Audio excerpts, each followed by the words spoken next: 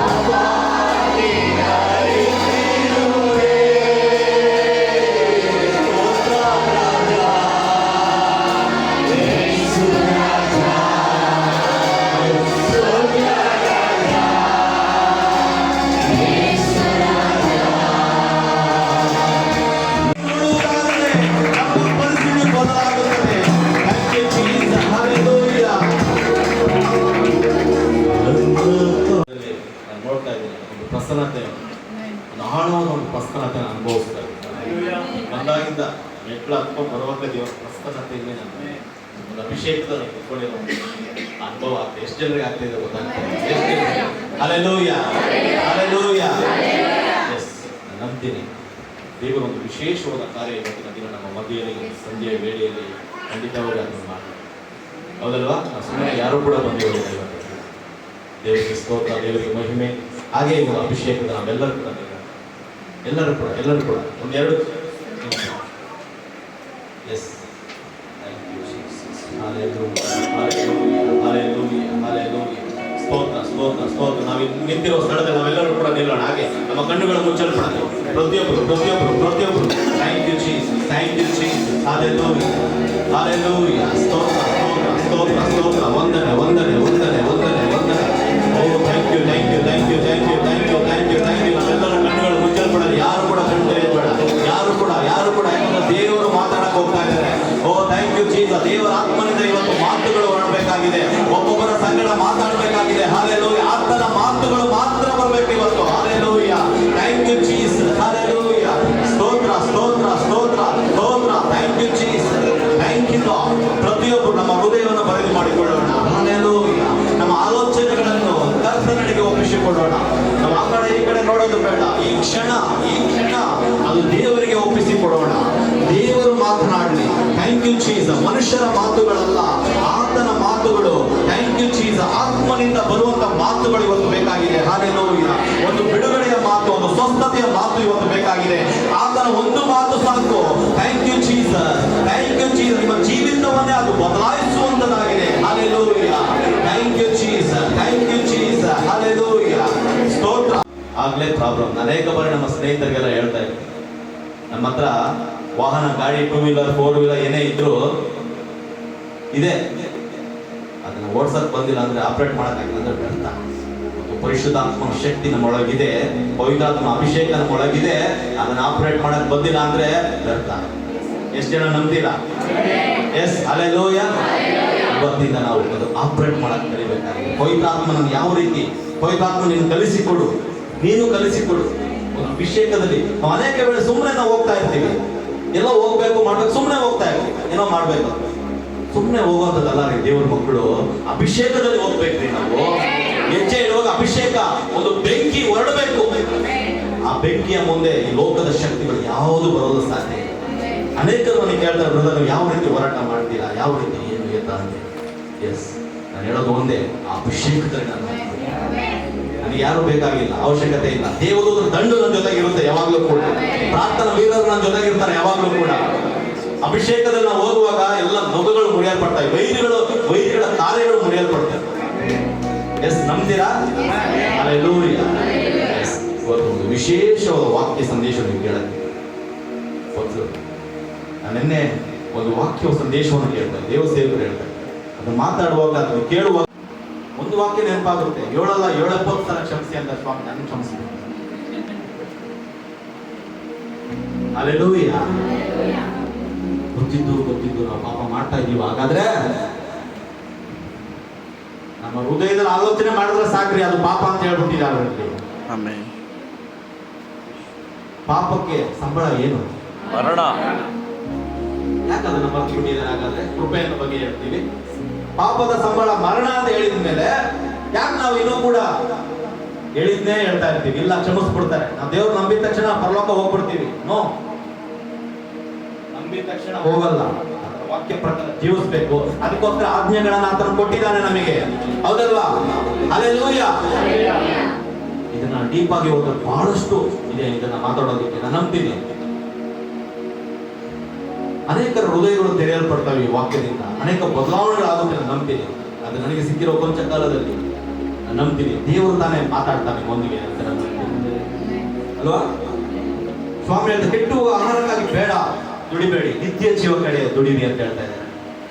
ಈ ಲೋಕದಲ್ಲಿ ಅನೇಕರು ನಾವು ಸುವಾರ್ತೆನ ಸಿಕ್ಕಿದೀವಿ. ನಮಗೆ ಸುವಾರ್ತೆ ಸಿಕ್ಕಿರೋದು ಇವತ್ತು ಪಾಪಗಳಿಂದ ಇರ್ತೀವಿ, ಅನೇಕ ಪಾಪದ ಚಟಗಳಲ್ಲಿ ಇರ್ತೀವಿ, ನಾವು ಅನೇಕ ಕ್ರಿಯೆಗಳಲ್ಲಿ ಇರ್ತೀವಿ, ಮೋಸ ವಂಚನೆಗಳಲ್ಲಿ ಇರ್ತೀವಿ, ಕುಡಿತದಲ್ಲಿ ಇರ್ತೀವಿ. ಆದ್ರೆ ಎಲ್ಲವನ್ನೂ ಸ್ವಾಮಿ ಬಿಡಿಸಿ, ಆ ಪಾಪದಿಂದ ಬಿಡಿಸಿ ದೇವರು ಕರ್ಕೊಂಡ್ಬಂದಿದ್ದಾರೆ, ಹೌದಲ್ವಾ? ಆದ್ರೂ ಕೂಡ ನಾವು ಮನುಷ್ಯರಾಗಿ ನಾವು ಪಾಪ ಮಾಡ್ತಾ ಇರ್ತೀವೋ ಇಲ್ವೋ? ಪಾಪ ಮಾಡ್ತಾ ಇರ್ತೀವಿ. ಆದ್ರೆ ಯೇಸು ಕ್ರಿಸ್ತನ ಅರ್ಥ ಮಾಡ್ಕೊಳ್ಳಿ. ಕೃಪೆ ಅಂದ್ರೆ ಅರ್ಥ ಮಾಡ್ಕೊಳ್ರಿ ಪ್ರತಿಯೊಬ್ಬರು ಕೂಡ. ಈಗ ನಿಮ್ಮ ಹತ್ರ ಯಾವುದೋ ಒಂದು ವಾಹನ ಇರುತ್ತೆ, ಗಾಡಿ ಇರುತ್ತೆ, ಹೌದಲ್ವಾ? ಗಾಡಿ ರೋಡಿಗೆ ತಗೊಂಡ್ರೆ ಕೊಳೆ ಆಗುತ್ತಾ? ಆಗಲ್ವಾ? ಆ ಗಾಡಿನ ತೊಳಿತೀರಾ? ಕೊಳೆ ಹೋಗುತ್ತಾ? ಹೋಗುತ್ತೆ. ಮತ್ತೆ ಗಾಡಿ ರೋಡಿಗೆ ತಗೊಂಡು ಹೋಗ್ತೀರಾ? ಹೋಗಲ್ವಾ? ಹೋಗುತ್ತೆ. ಪ್ರತಿಯೊಂದು ಕೂಡ ನೀವು ತಗೊಂಡು ಹೋಗ್ತೀರಾ ಅಲ್ವಾ? ಯಾವ ರೀತಿ ನೀವು ಗಾಡಿ ತಗೊಂಡು ಹೋಗ್ತೀರಾ ರೋಡಿಗೆ, ಬಾಡಿನೂ ಕೂಡ ತಗೊಂಡು ಹೋಗ್ತೀರಾ. ಎಲ್ಲ ಕಡೆಗೂ ಹೋಗುತ್ತೆ ಬರುತ್ತೆ, ಅನೇಕ ಆಲೋಚನೆಗಳು ಬರುತ್ತೆ. ಯಾವ ರೀತಿ ಗಾಡಿನ ನೀವು ತೊಳಿತೀರೋ ಅದೇ ರೀತಿ ನಾನು ಹೇಳೋದು ಅರ್ಥ ಮಾಡ್ಕೊಳ್ಳಿ. ಪ್ರತಿಯೊಬ್ಬರು ಕೂಡ ಯೇಸು ಕ್ರಿಸ್ತ ನಮಗೋಸ್ಕರ ರಕ್ತವನ್ನು ಕಲ್ವಾರಿ ಶಿಲುಬೆಯಲ್ಲಿ ಸುರಿಸಿದ್ದಾನೆ. ತನ್ನ ರಕ್ತವನ್ನು ಸುರಿಸಿದ್ದಾನೆ. ನಮ್ಮ ಪಾಪಗಳನ್ನು ಆತನು ತೊಳೆದಿದ್ದಾನೆ. ಹಲ್ಲೆಲೂಯ. ಆತನ ಪಾಪಗಳಿಂದ ನಮ್ಮ ಎಲ್ಲ ಶರೀರ ತೊಳೆಯಲ್ಪಟ್ಟಿದೆ, ಪಾಪಗಳು ತೊಳೆಯಲ್ಪಟ್ಟಿದೆ. ನಾವು ಆತನ ಕೃಪೆ, ಆತ ನಮಗೋಸ್ಕರ ಶಿಲುಬೆಯಲ್ಲಿ ಸತ್ತು ಎದ್ದಾಯ್ತು ಆಲ್ರೆಡಿ. ಆತನ ಜೀವಿಸ್ತಾ ಇದ್ದಾನೆ. ಹಲ್ಲೆಲೂಯ. ನಾವು ಎಷ್ಟೇ ಪಾಪ ಮಾಡಿದ್ರು ನಮ್ಮ ಜೀವಿತದಲ್ಲಿ ನಾವು ಕ್ಷಮಾಪಣೆಯೊಂದಿಗೆ ಬಂದಾಗ ಆತನ, ನಾನು ಫ್ಲಾಶ್ ಬ್ಯಾಕ್ ಸ್ಟೋರಿ ಹೇಳ್ತಾ ಇದ್ದೀನಿ. ಯೇಸು ಕ್ರಿಸ್ತನಾದ ಜನರು ಯಾವ ರೀತಿ ಬಂದರು ಅನ್ನೋದು ಫಸ್ಟ್ ನಾವು ಅದನ್ನು ತಿಳ್ಕೊಳ್ಳೋಣ. ನಂತರ ಯೇಸು ಏನು ಮಾತಾಡ್ತಾನೆ ಅನ್ನೋದು ನಾವು ಪ್ರತಿಯೊಬ್ಬರು ನೋಡೋಣ. ಅನೇಕರು ಯೇಸು ಕ್ರಿಸ್ತನನ್ನು ಹುಡುಕೊಂಡು ಬರ್ತಾ ಇರ್ತಾರೆ. ಸ್ವಾಮಿ ಆಚೆ ದಡದಲ್ಲಿ ಇರ್ಬೋದು ಅಂತೇಳಿ ಎಲ್ಲ ಹುಡುಕೊಂಡು ಬರ್ತಾ ಇದ್ದಾರೆ. ಬಹಳಷ್ಟು ಜನ ಅಲ್ಲಿ ದೋಣಿ ಒಂದೇ ಇರೋದ್ರಿಂದ ನೋಡ್ಬಿಟ್ಟು ಶಿಷ್ಯರಲ್ಲಿ ಎಲ್ಲರೂ ಹೋಗಿರ್ತಾರೆ. ಮೋಸ್ಟ್ಲಿ ಯೇಸು ಉಳ್ಕೊಂಡಿರ್ಬೋದು ಅಂತ ನೋಡ್ತಾರೆ. ನಂತರ ಯೇಸು ಕಾಣಿಸಲ್ಲ. ನಂತರ ಮತ್ತೆ ಅವರು ಹುಡ್ಕೊಂಡು ಬರುವಾಗ ಅಲ್ಲಿ ಯೇಸು ಆ ಆಚೆ ದಡೆ ಕಡೆಗೆ ಯೇಸು ಕಾಣಿಸ್ಕೊಳ್ಳಿ. ಆಗ ಸ್ವಾಮಿ ಏನ್ ಹೇಳ್ತಾರೆ ಅಂತ ನೋಡೋಣ. ನಿಮಗೆ ನಿಜವಾಗಿ ಹೇಳುತ್ತೇನೆ, ನೀವು ನನ್ನನ್ನು ಹುಡುಕುವುದು ಸೂಚಕ ಕಾರ್ಯಗಳನ್ನು ನೋಡಿದ್ದರಿಂದಲ್ಲ, ಆ ರೊಟ್ಟಿ ಅಂತ ಸ್ವಾಮಿ ಹೇಳ್ತಾರೆ. ಇವತ್ತು ನಾವೆಷ್ಟು ಜನ ಸ್ವಾಮಿ ಹತ್ರ ಹೇಗೆ ಬಂದಿದ್ದೀವಿ, ಯಾವ ಪರಿಸ್ಥಿತಿ ಬಂದಿದ್ದೀವಿ ಹೇಳಿ ನೋಡೋಣ. ಎಷ್ಟು ಜನ ಹೇಳ್ತೀರಾ? ಕೆಲವರು ಹೇಳ್ಬೋದಾ ನಾನು ಇದರಿಂದ ಬಂದಿದ್ದೀನಿ ಅಂತ. ಹೇಗೆ ಬಂದಿದ್ದೀರಾ ಯಾರಾದರೂ? ನಾನು ಕೇಳುವಾಗ ನಂಬ್ತೀನಿ. ಅನೇಕರ ಬಾಯಲ್ಲಿ ಬರುತ್ತೆ, ಅವರ ಜೀವಿತದಲ್ಲಿ ಆಗಿರೋ ಅದ್ಭುತಗಳ ಕುರಿತಾಗಿ ಮಾತಾಡೋದನ್ನ ನಾವು ನೋಡ್ತೀವಿ. Yes, hallelujah. ಹೌದಲ್ವಾ? ಅನೇಕ ತಾಯಂದಿರು ನನಗೆ ಮಕ್ಕಳಾಗಿದ್ದಿಲ್ಲ, ಇಷ್ಟು ವರ್ಷ ನಂತರ ಮಕ್ಕಳಾಯ್ತು ಯೇಸು ಕ್ರಿಸ್ತನ ಹತ್ರ ಬಂದಿದ್ದ ಮೇಲೆ ಅಂತ ಹೇಳ್ತಾರೆ. ಅನೇಕರು ಸಾಲದ ಬಾಧೆ, ಅನೇಕರು ತಮ್ಮ ಗಂಡಂದಿರು ಕುಡಿತದ ಚಟ ಇರ್ಬೋದು, ಸಾಲದ ಬಾಧೆಯಲ್ಲಿ ಇರ್ಬೋದು, ಇಲ್ಲ ನಾನು ರೋಗದಲ್ಲಿದ್ದೆ, ನಾನು ಅದರಿಂದ ದೇವರು ಬಿಡಿಸೋದ್ರು ನಾನು ಬಂದೆ ಅಂತ ಹೇಳ್ಬೋದು. ನಾವು ಇದು ವಾಕ್ಯದಲ್ಲಿ ನಾವು ನೋಡ್ತಾ ಇದ್ದೀವಿ.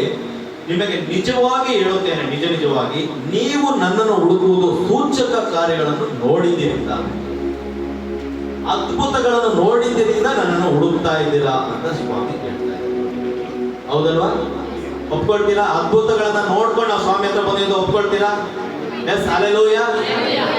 ಎಸ್, ಖಂಡಿತ ನಾನು ನಂಬ್ತೀನಿ. ಅನೇಕರ ಇವತ್ತು 99% ನಾವು ಕ್ರೈಸ್ತರಲ್ಲಿ ಸೂಚಕ ಕಾರ್ಯಗಳನ್ನ ಯೇಸು ಕ್ರಿಸ್ತನ ಅದ್ಭುತ ಮಾಡ್ತಾನೆ ಅಂತ ನೋಡಿ ನಾವು ಬರ್ತೀವಿ. ಅನೇಕರು, ಬಹಳಷ್ಟು ಜನ ನಾವು ಬರ್ತೀವಿ. ಅನೇಕರು ಹೇಳೋದು, ಅನೇಕ ವಿಶ್ವಾಸಿಗಳನ್ನ ಕರೆಯುವಾಗ ಹೇಳ್ತಾರೆ, ಯೇಸು ಕಷ್ಟಗಳನ್ನ ಹೇಳ್ಕೊಂಡಾಗ ಬಾ ಯೇಸು ಕ್ರಿಸ್ತನ ಹತ್ರ, ನಿನ್ನ ಕಷ್ಟ ದೇವರಾಗಿದ್ಯಪ್ಪ, ನಮ್ಮನ್ನು ದಿನವನ್ನು ನಡೆಸುವ ದೇವರು ನೀನಾಗಿದ್ಯಪ್ಪ. ಈ ಸಂಜೆಯ ವೇಳೆಯಲ್ಲಿ ನಮ್ಮನ್ನು ನೀನು ನೋಡ್ತಾ ಇದೀಯಾ, ಒಬ್ಬೊಬ್ಬರನ್ನು ನೋಡ್ತಾ ಇದೀಯಾ, ನಮ್ಮ ಹೃದಯವನ್ನು ನೋಡುವ ದೇವರು ನೀನಾಗಿದ್ಯಾ. Thank you Jesus, thank you Jesus. ಯಾರು ಸುಮ್ಮನೆ ಇರಬೇಡಿ. ನಮ್ಮ ಬಾಯಿಗಳು ಆತನನ್ನೇ ದೃಷ್ಟಿಸಲಿ. ಓ, ನಮ್ಮ ಕೈಗಳು ಪರಲೋಕದೆಡೆ ನೋಡಲಿ. ಹಲ್ಲೆಲೂಯಾ. ಒಂದು ಮಹಿಮೆ, ದೇವರ ಮಹಿಮೆ ನಮ್ಮ ಮೇಲೆ ಇಳಿದು ಬರುವಂತದ್ದಾಗಿದೆ. ನಮ್ಮ ಕಣ್ಣೀರನ್ನು ಒರೆಸುವಂತ ಒಂದು ಮಹಿಮೆ.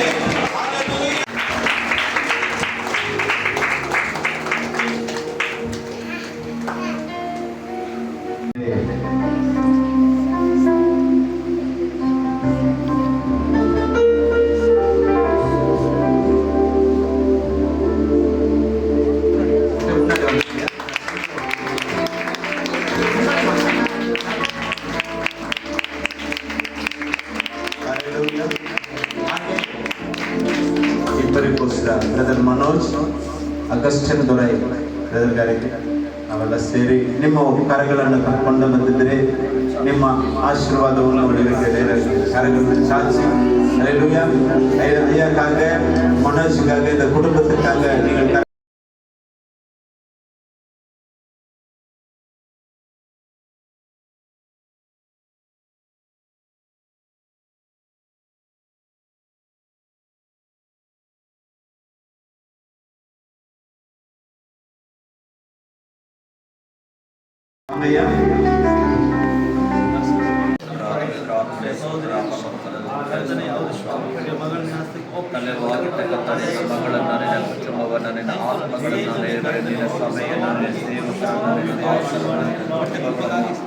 ದೇವರೇ ಸಕಲವಾಗಿರ್ತಕ್ಕಂಥ ಎಲ್ಲಾ ಪ್ರತಿಯೊಂದು ಮಕ್ಕಳನ್ನು ಸೇರಿಸುತ್ತಾರೆ. ಆಶೀರ್ವಾದ ದೇವರೇ, ಇವರಿಗೆ ಬೇಕಾದ ಪರಲೋಕದ ಜ್ಞಾನವನ್ನು ಪರಿಶುದ್ಧಾತ್ಮನ ಜ್ಞಾನವನ್ನು ಶಕ್ತಿಯನ್ನು ಕೊಡಲಿ.